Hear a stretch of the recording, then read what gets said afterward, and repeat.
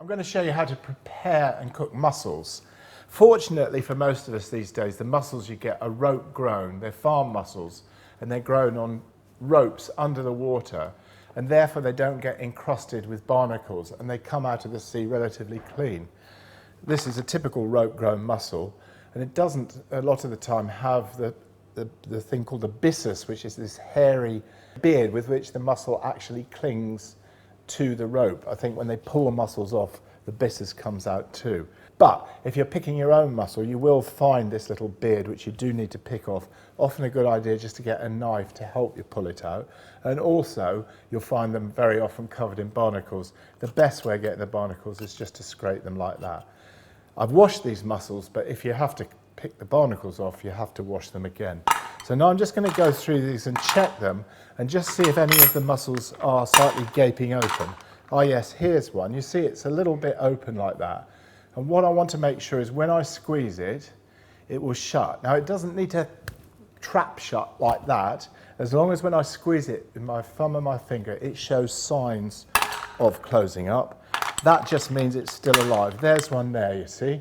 Now if I squeeze it like that, it's still opening, but you see it is starting to close, and that means it's still alive, and therefore it'll be perfectly okay to eat. So just go through them all. There's another one. If it doesn't show signs of closing up, I'll throw it out. But if there were dead mussels in here, when I picked the bowl up and sniffed it, I could smell that rank smell. It always reminds me of horse manure. Sorry, but it does.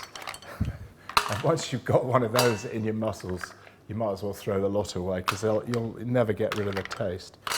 So there we go. Just make sure that they're all showing signs of closure. But you'll soon get the picture once you see a few open ones. As long as they're showing signs of closing, you know you're in a batch which is perfectly fresh. Good. So, ready to go. I'm now going to move over to the stove and cook some. And really the process of cooking mussels is very much the same. Just put a little bit of that liquor in there, which is what's come out of the mussels. I won't put it all in because there might be a bit of grit in the bottom, but that is what goes to make the sauce with mussels.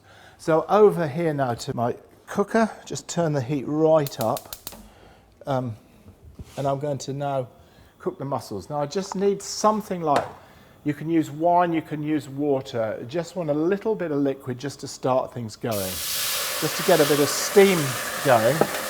So just, as I said, put wine, water in there. You can put some chopped shallots, parsley, whatever to flavour as well. And then in goes the mussels. The first thing I do, this is a really fierce heat. I put the lid on and I'll leave it now for a minute or so for the heat and the steam to build up. And then I'll lift the lid, give it a quick stir, and that's virtually all I'll need to do. Just give the pan a bit of a vigorous shake now. Just have a look in there. Because as you see, most of the mussels are already open. Just turn them over, just to check they all are. And now is the time to take them off the heat. That's all it takes. You leave them on the heat for any longer and they just start to overcook. So I pour the mussels through the colander to drain off the juice.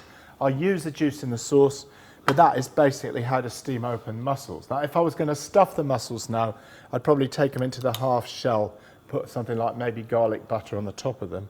Or if I was doing something like a moule mariniere, I would actually return this to the heat and add whatever flavourings I wanted there. In moule mariniere, it would be some parsley, some butter, I would have already put the chopped shallot, chopped garlic in with the mussels.